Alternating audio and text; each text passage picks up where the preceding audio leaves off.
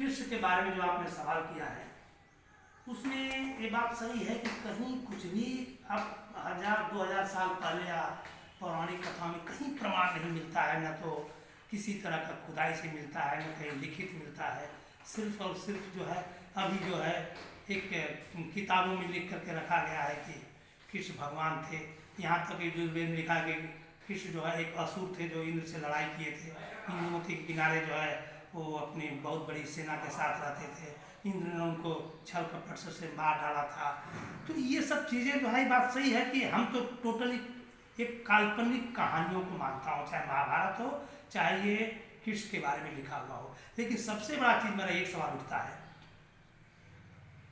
असुर कृष्ण को तो बहुत जगह मिलता है कि वो बाली के भी रिश्तेदार मिलते हैं, बाणासुर के मिलते हैं, हिरण्यकश्यप के रिश्तेदार मिलते हैं, उनके लड़के की शादी जो है तो आपस में संधि मिल जाते हैं। तो वो इतिहास तो नज़र आता है। अगर हम उसको मान के चलें तो कुछ हद तक कुछ तथ्य मान सकते हैं कि भाई वो थे, असुर थे, अनार्य थे, यहाँ के मूल निवासी थे जो कृष्ण थे। असल में वो थे तो उनके इतिहास कई रूपों में मिलता है, साउथ में मिलता है, इधर भी मिलता है। लेकिन जो कृष्ण भगवान की जो बात हो रही है, कृष्ण भगवान एक अलग ही मतलब पौराणिक कथाओं में एक कल्पना के रूप में दे दिया गया कृष्ण भगवान को। हम ये सवाल आपसे जानना चाहते हैं, कृष्ण अगर भगवान थे, सुदामा से उनकी पढ़ाई के समय दोस्ती थी, क्या कृष्ण की दोस्ती सिर्फ सुदामा ब्राह्मण से ही थी और कोई नहीं पढ़ा होगा साथ में?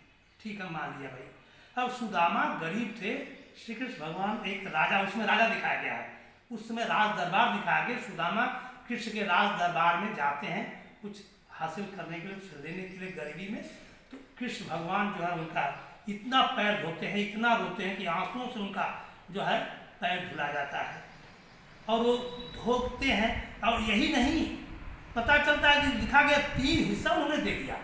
तो मैं उस कृष्ण को तो महामूर्ख इंसान मानता हूँ जो आजकल हमको कहा जाता है कि भगवान है। अरे वो कृष्ण भगवान थे, चाहे राजा थे, चाहे कृष्ण जो भी थे, उनको सुदामा को अपने राज दरबार में नौकरी दे देना चाहिए था। ब्राह्मण था तो बहुत करते, किचन में खाना बनाने का लगा देते थे, चाहे कहीं भी काम दे सकते थे कि उनका पैर धोने के, रोने का और बिलखने का और 4 हिस्सा में 3 हिस्सा दे देना। आज का तो गया से गया मूर्ख से मूर्ख इंसान भी अपने प्रॉपर्टी को कोई किसी को देगा नहीं, कितना भी वो भिखारी हो चुका है। तो ये तो टोटल कल्पना है। और कृष्ण सुदामा के दोस्ती बना करके, काल्पनिक चरित्र लिख करके और टोटल का टोटल यादवों को लूटने, बेवकूफ़ बनाने का एक षड्यंत्र है। ये टोटल षड्यंत्र 100% षड्यंत्र है, इसमें कभी सच्चाई नहीं है। न सुदामा पैदा था, न कृष्ण भगवान पैदा थे, न उनका राज दरबार था। यह 100% में लिखित दस्तावेज और मैं प्रमाण चाहता हूँ कि इसको कोई साबित करके दे दे। अगर थे, अगर उन्होंने किया है, कृष्ण भगवान थे, सुदामा को दिया है, तो उतना बड़ा मूर्ख कोई इंसान हो ही नहीं सकता। लेकिन आपकी इन बातों सुन करके जो जिस तरह से लोगों का माइंड सेट आज बना हुआ है, तमाम लोग नाराज हो जाएंगे कि आप हमारे कृष्ण भगवान को काल्पनिक बता रहे हैं। ये एक चिंताजनक विषय है और इसके लिए लगातार शायद बहुत काम की ज़रूरत है कि आप अपनी बात लोगों को ठीक से समझा पाएंगे। आगे हमारा एक सवाल था आपके शुद्ध भोजनालय पर, उस पर भी हमें उम्मीद है कि आप चर्चा करेंगे। और भी आपके पास तो अथाह जानकारियाँ हैं, आपने जो अध्ययन किया है, व्यापक अपनी पूरी जिंदगी लगाया है, आगे भी आपका कार्रवाई लगातार बढ़ रहा है, काम आगे बढ़ता जा रहा है, आप कर रहे हैं। तो आपसे तमाम सारी बातें करनी होगी, भविष्य में फिर बातें करनी होगी, लेकिन आज इस अवसर पर आप और जो भी जरूरी बातें हमारे दर्शकों तक पहुँचाना चाहें कुछ बताएं। देखिए, वो जो शुद्ध भोजनालय है एक काल्पनिक, मैंने स्वप्न के रूप में उसको दर्शाया है। लेख काफ़ी चर्चित हो गया, देखो इवन उस पर इंटरव्यू भी आ चुका है। वो ऐसा था कि मेरे दिमाग में बैठा एक चीज़ कि भाई सूत्रों में ही जितने भगवान हैं, मैं 60 में कहूँगा और लंबा जाऊँगा तो बड़ा लंबा हो जाएगा।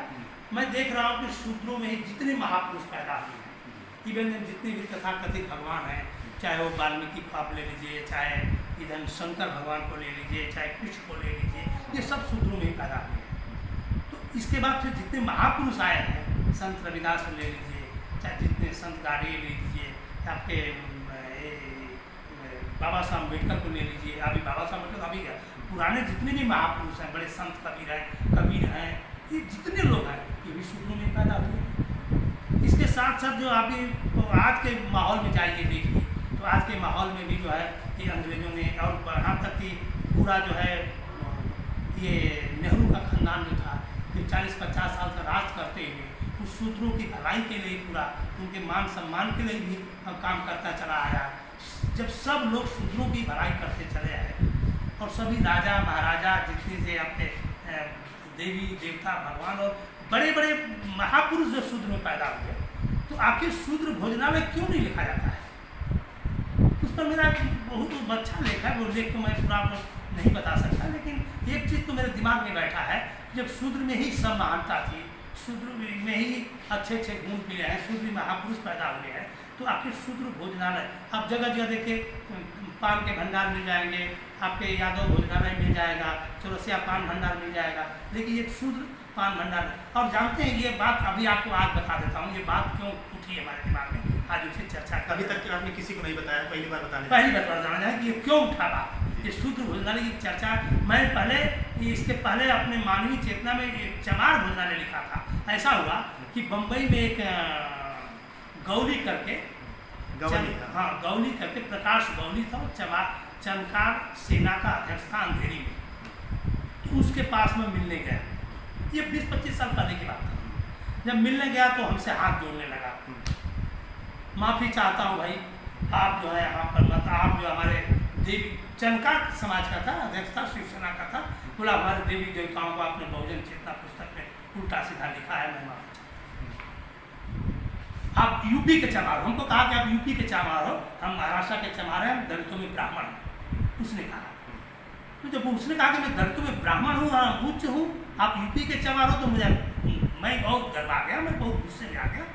मैं उसको दबाव देकर बोला तू अभी भी अछूत चमार है और यूपी के चमार से भी गया गिरा है। वो भड़क गया। मैं बोला तो अगर हिम्मत है तो ये जो चमड़े की जो व्यापार कर रहा है ना, चमड़े का जो काम कर रहा है ना, इसको छोड़ के तू पान की दुकान खोल ले, तब तुम्हें पता चलेगा तू कितना उच्च है और कितना ब्राह्मण उच्च मानता और नीच मानता है। तू पान की दुकान खोल दे, चाहे चाय की दुकान खोल के दिखा दे। तो वहीं से कंसेप्ट मेरे पैदा हुआ। उसकी बहस में जब ये विचार आया कि चमार भोजनालय, वहीं मेरे कंसेप्ट में आया और वहीं से जो है ये 20-25 साल उस पर ऑलरेडी में एक लेख बहुत प्रकाशित हो चुका है, चमार भोजनालय पत्रिका में भी आ चुका है। लेकिन उसी पुराने चीज़ को मैंने अभी शूद्र भोजनालय के रूप में फिर से प्रकाशित किया कि कोई नई चीज़